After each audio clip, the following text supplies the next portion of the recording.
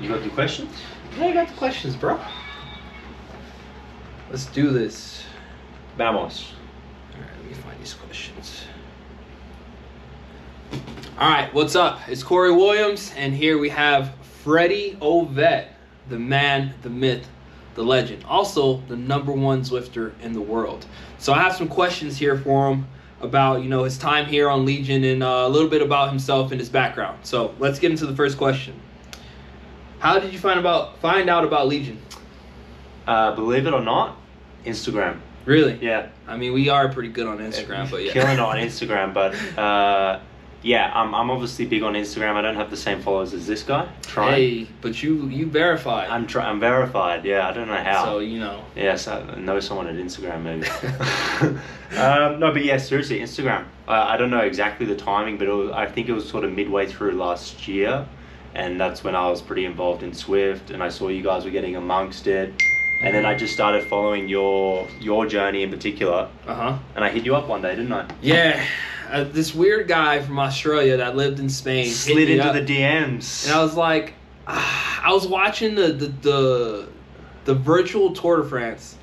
I saw this random ass guy from ISM winning stages, and I'm like, how the hell is this guy dunking on my favorite pros in Zwift? And I was like, I was asking the same thing. Trust me. Mind blown. He like, dude, you went over the first stage. I remember was you went over. It's not Epic KOM, is it? Yeah. It was Epic KOM up to the towers. Yeah, that's then to the tower. You come back down. Yeah, I remember. And that was so hard. And I was like, damn. With Woods and those guys. Yeah. So when this guy hit me up, I was like, Justin, you won't believe this, bro. The dude that just won the virtual tour is asking to be on our team. And my mind was just like blown. I think you left me hanging a bit. No way. Nah, maybe you didn't. No, I saw it and I was like, oh shit, it's fucking the guy from Zwift. And then we chatted for a long time. Yeah. And you got to know me a bit. And then I got on a call with Justin and Tyler. I missed that call actually. I think, yeah, I missed that. And from then I knew it was a done deal and I was super excited. But yeah, it's funny how I just sort of picked up with you guys on Instagram. And I'm lucky that you're watching the virtual tour. Yeah, I mean, and I'm always in my request box, like looking for looking for any like gems. Any new opportunities, any new nuggets. people to like either get back to their questions or anything in that you're nature. good like that. But yeah, that's super cool, man. Like I was watching you started watching us, and yeah, that's how it happened. Here we are. All right, what's the next question? What made you want to be a part of Legion's program? That's a tough question because I guess similar to Skylar maybe, but I guess she had a bit more success than I did. But I've been on and around European teams since I started cycling. I went straight into a European team basically in my first year of cycling, a Devo team, As You Desire. And to be honest, I never really found my feet in Europe. You know? Yeah, I found my feet in terms of living. Like my girlfriend's in Girona, and I'm super happy there. But I never really enjoyed the racing and the experience of the races. I love training, I love preparing, but I never was like, this is what I want to do. This is kind of. I was always told like you can be great. You can, you know. Yeah. So you kind of like, yeah, I'll try that. But then I saw Legion, I saw your story, and I saw the type of races you're doing, and then I saw how different you guys were as a team. Yeah. And the more I learned about it, and the more I thought that I could maybe contribute, I was like, I think this can be a home for me. And then especially when I spoke to you and I spoke to Justin, I was like, these dudes are legit. They're not just for show. Yeah. And I was like, and now I'm here. It's like best decision I made in my life. Yeah, and I mean, like, for us as well, like, just with your experience on Zwift, and we, like, loved you as a person. Like, our thing is we love people, and when people are dope, like, we gravitate to that. So, like, we got on the call with you. You were talking to me for a while anyways, and I was like, this dude is so sick. So, like, it was a no-brainer, like, with the whole Zwift thing, and then you spanked them on Zwift, too, when you got on the team. So, that was just a plus for us. Yeah. Zwift, you gotta get this guy a little bit more. Yeah. Come on, Zwift. I mean, Eric, if you're watching. I know, right? So, yeah, I mean, yeah, that's cool, man. I like when people see what we're doing and gravitate. Well, I'm definitely not the only one, that's for sure, but I'm lucky to be a part of it. And, all right. So, the next question is, how was your life growing up? Man, different. Like, it's funny, everyone hears my accent and they're like, where are you from? And then obviously I say Australia, but I was born in the UK, in Scotland. We moved to Australia when I was 7. Lived there for 10 years. I was in boarding schools, and then I went to America. I ran on University of Oregon for a year. Really? Yeah. Dude, I did not know that. Yeah. That's super cool. It was super cool experience, but I picked up an injury that led me to cycling. And then I moved. Yeah, then I've been in Europe ever since. So yeah, Aussie with a British passport, Catalan girlfriend, living in Spain, US team. Yeah, you got a lot going on. I don't even know where I'm at, but I'm happy. So, yeah, dude. I've had a lot of experience and cultures in my childhood, so I'm thankful for that, and I think I know how to handle people. Yeah. And I've learned good people skills, I think. So yeah, for sure. I mean, that's a blessing. You're good with the words, bro. Yeah. Obviously with the Instagram. I know, right? The DMs. So everyone wants to know, man, is your dad a famous runner? Dude, he is. Believe it or not, I've been told a few times he did used to run pretty fast back in the day. Yeah, my old man was the man back in the day. 40 years ago, he was part of that like cool track and field era. Kind of like what we're trying to do with cycling, make it cool again. They would pack out stadiums, you know. Really? Yeah, and they would stop the news to watch their races in England, and you know, it was kind of like an inspiring time. And yeah, the old man, he's my hero. I speak to him every day. Dude, that's sick. And yeah, he was the man, dude. He really was. I'm super proud to say he's my old man. Damn, that's super cool, bro. Like, I honestly, when you came to the team, I didn't know anything about. Well, it's a long time ago, dude. Like, my dad always says it. Like, when someone's like recognizes him, he's always like, "Oh, you got a good memory." Yeah. Because it literally was like 40 years ago, but just to like the era and what they did. Yeah. Dude, that's super cool. It was like the first, like when running became professional and Nike were getting involved. It was a cool time. Dude, that's wicked, bro. Yeah. Well, I mean, we kind of already answered this question. Was like, what made you choose cycling over running? But I mean, the injury and athletics is in a bit of a bad place actually. Really, it's had a lot of issues with doping and a lot of controversy, and you look at, you can't talk about Tokyo because the stadium's empty, but other races that you go and watch, it's pretty depressing when you look at the stands. Yeah. You know, because everyone is questioning performances, and I grew up wanting to be a runner, but I honestly, when I thought about it long and hard, I wasn't sure if I could make it as a runner. Yeah. Because it's so cutthroat. Literally, like the first like maybe 5-6 guys in each event are getting livable wages. Yeah. And cycling is different like that. You know, there's maybe, I don't know, 1,000 pros in the world that can live off. Yeah. You know, and you don't have to be the Roglic, the Pogacar. You know, you can be someone doing different things and promoting the sport in different ways, and still being able to have a good time and do what you love, which is cycling. So that drew me to it, and I'm lucky to be doing it professionally now. Yeah, and a question that's not on here. How did your dad feel about you running and then switching over? I think like deep down, I think he was happy about me switching, because I think he knew how much pressure was on me, and looking back now, like I can see how much pressure was on me. Like I was a very successful junior. I was like national champion, and if I sort of had the mentality, like, if I didn't win a race, it was a disaster. Yeah. And I think that's just not healthy for a 15, 16, 14-year-old kid. Yeah. And I think when I made the switch, my dad was happy that I could maybe be a bit more of a happier person. Yeah, for me, I played football for maybe 10 years. And, you know, my family would come out to me to watch me play football. And then I switched over to cycling, and my dad was kind of like, he didn't really like when we lost because he knew we had the ability to win. And he knew it was a mistake that we made along the way was the reason why we lost. So he just like chalked it up to us not being very focused. And like what got me out of like losing is the end of it, like, or losing is the worst thing in the world. When I was on a football team, I've been on every kind of team, man. Like, I've won every game in a season. I've lost every game in a season. So like, I just knew how to lose, and like I understood that. Yeah, if I worked harder, you know, because when I played for this team called the Raiders, right? And the age group that I was in, I had the exact same team the next year. The first year I was on that team, we lost every game, right? The next year we came back, didn't add anyone new, changed coaches, and we made it to the semifinals, the playoffs.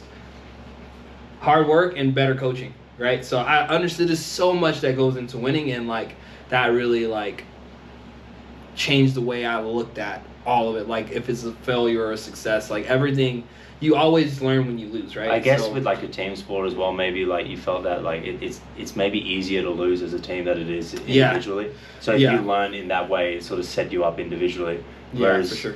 I don't know, with cycling, it's this strange combination of individual and team. Like today, for example, you and Justin are the guys that are meant to finish the job. Yeah. But I've still got a job, and if I don't finish that job, it's disappointing. But then I can still maybe not finish that job, but you win. Yeah. So it's like, how am I meant to feel? Like happy, but I could have contributed better. Cycling's a weird sport. Yeah, it really is. All right, let's get into the next one. Let's talk about some of the bigger teams you rode for. Like I know you already touched on it a little bit about how like you can find your footing, but like maybe let's talk about some of the good from the teams that you've been. Oh yeah, I was lucky to have 2 stagiaire opportunities with with BMC, which is a world tour team, and the next year Israel Cycling Academy at the time, Pro Conti, and both of them I had some really good times and I had some really bad times. Yeah. BMC was a really strange situation where I was at Tour of Qinghai Lake, a 2-point HC tour, and I was almost at the end of the tour, and I was 9th on GC, I was 5th on the Queen stage, and at the time that was my biggest result. And they wanted me to come, BMC wanted me to pull me from that race and put me straight in Tour of Utah. Whoa. So the decision was like DNF or DNS, and then go and start Utah, and I had to do it because it's BMC. And I did it, and I ended up crashing hard in Utah and DNFing, and so it was all kind of like a waste of time in the end.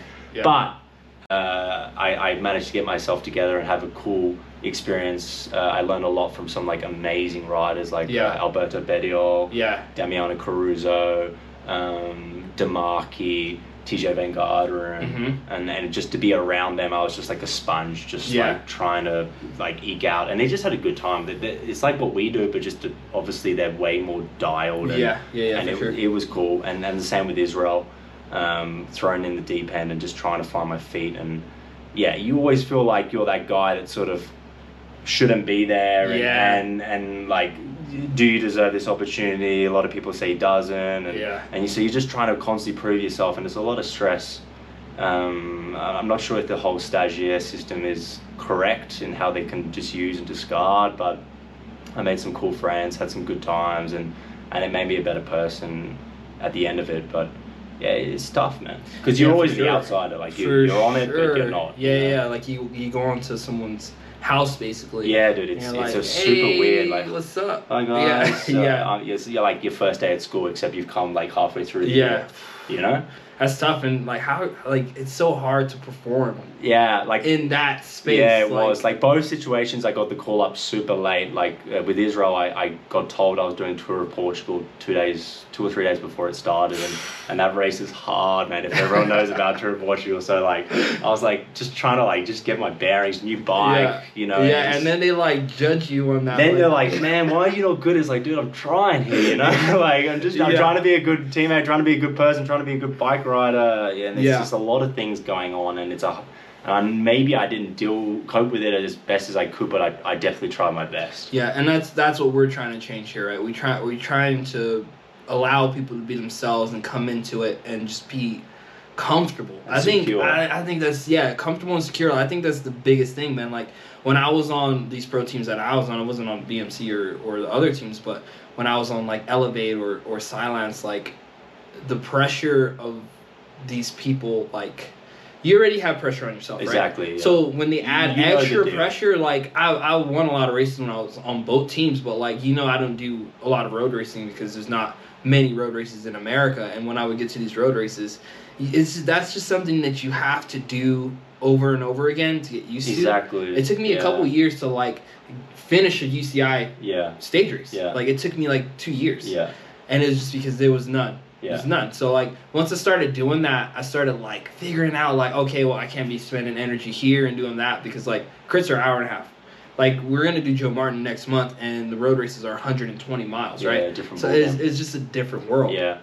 So like, can you touch on the difference between road racing and crit racing, and how like kind of you feel with what's going on right now, like with us doing these yeah, tricks? I mean, it's completely different. Like, Yeah. and I've been told that many times by many people, like it's going to be crazy, it's going to be wild. You know, the lucky thing is with me is that criteriums are maybe my weakest discipline, but I happen to be on the best team in the world at criterium racing. Yeah. So the thing is if I can just make it into the train, then I know my engine can do the rest of the job. Yeah. But it's not so easy to make it into the train, especially if you start at the back of the race. Yeah. I've learned, like, there's these little things in crits that aren't the same in road races. Like, one of them is don't line up at the back. Yeah. If you line up at the back, you've made your life 10 times harder. Yeah. It's like a cyclocross or mountain bike race.